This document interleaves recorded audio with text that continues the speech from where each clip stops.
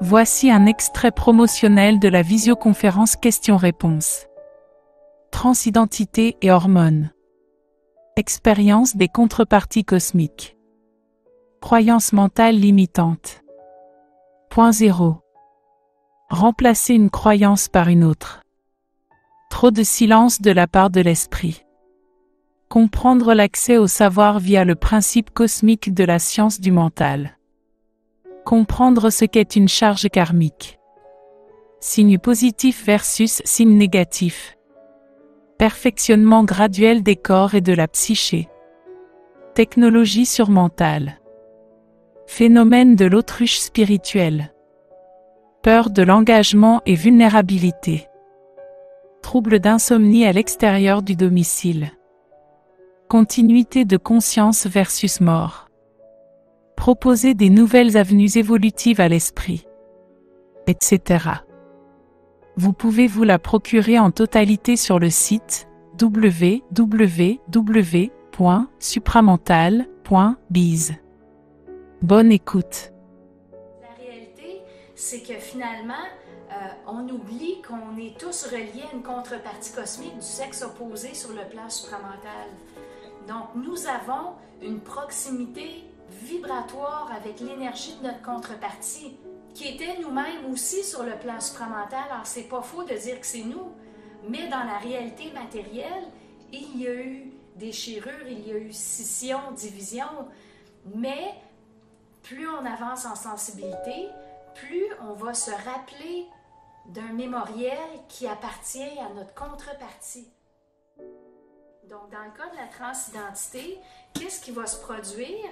Bien, il y a par exemple des esprits, disons des esprits d'hommes, ils prennent un corps féminin, puis qu'est-ce qui arrive? Bien là, ils vont dire, bien moi je suis les deux, hein, parce qu'il y a toutes sortes de catégories, là. Alors, ils vont dire, bien moi je suis homme et femme, je suis androgyne.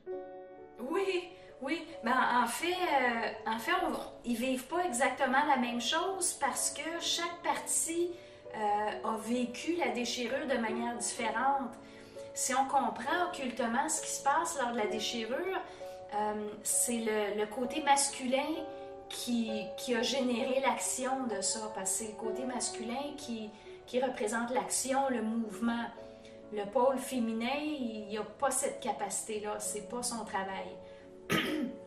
Le pôle féminin, il est plus dans rassembler les énergies par la suite. Donc, le pôle masculin, qu'est-ce qui est arrivé? Moi, l'exemple que j'aime donner pour que ça soit très, très clair, c'est comme si dans le plan supramental, il y a un homme et une femme dans un lit, hein? Puis on fait dodo. En fait, disons, dans la source, on fait dodo, il n'y a rien qui est manifesté. Dans le plan supramental, ben, tout d'un coup, on est manifesté. On vit une belle vie ensemble. Puis, qu'est-ce qui arrive? Un matin, on se réveille, puis l'homme sort du lit. C'est très facile d'avoir des croyances, puis de s'appuyer dessus pour la simple raison que c'est extrêmement sécurisant en fonction de nos expériences.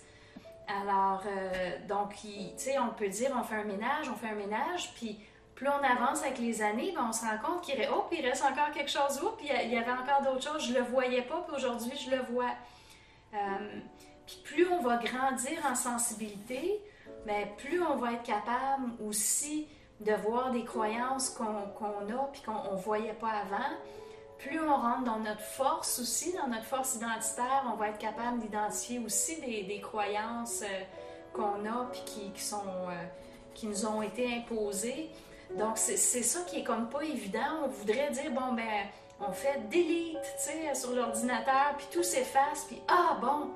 Mais on ne pourrait pas le prendre parce que notre personnalité subjective, temporairement, a besoin de ces points d'appui-là pour être capable d'avancer puis se sentir bien, se sentir en sécurité. Donc, on comprend qu'il y a vraiment un processus. Donc, être centrique, c'est oui, vivre l'émotion à l'extrême. Puis il y en a qui ont l'impression, mais si je vis l'émotion à l'extrême, est-ce que ça ne devient pas de l'émotivité et de la diffraction? Bien, ça dépend par où vous l'envoyez, votre énergie. Si je hurle de colère quand je communique avec mon esprit, Mais finalement, qu'est-ce qui se passe? Mais quand je suis en train de hurler, est-ce que c'est mon ego qui hurle? Non.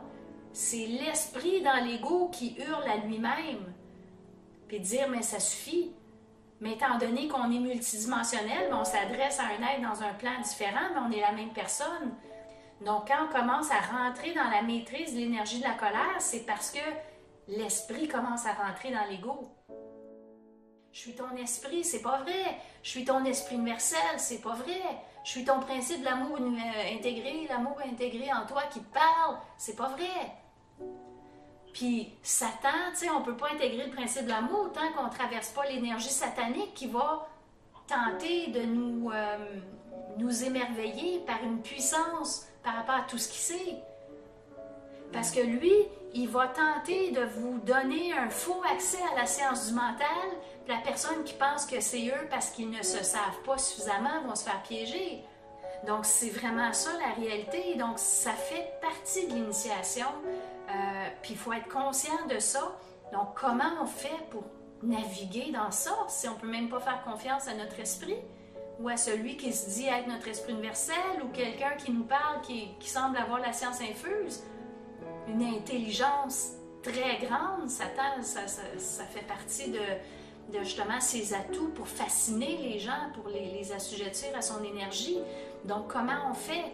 Mais dès que vous ressentez une tension à l'intérieur de vous, comme quoi qu'il y a quelque chose de faux dans l'énergie, bien, vous avez votre information.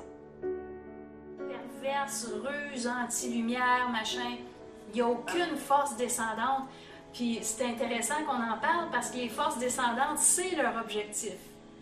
C'est leur mission, objectif, leur rêve, eux autres, ils veulent parvenir à pénétrer le plan supramental, mais jamais ils peuvent y parvenir parce que par définition, le plan supramental est un plan où est-ce qu'il n'y a aucune diffraction.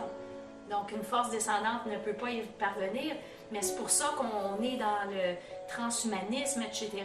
Les forces descendantes vont essayer par la machine, les ondes, la manipulation de la psyché humaine, d'essayer de contrôler la psyché humaine pour qu'ils puissent fusionner avec l'esprit de l'ego, puis ainsi de suite.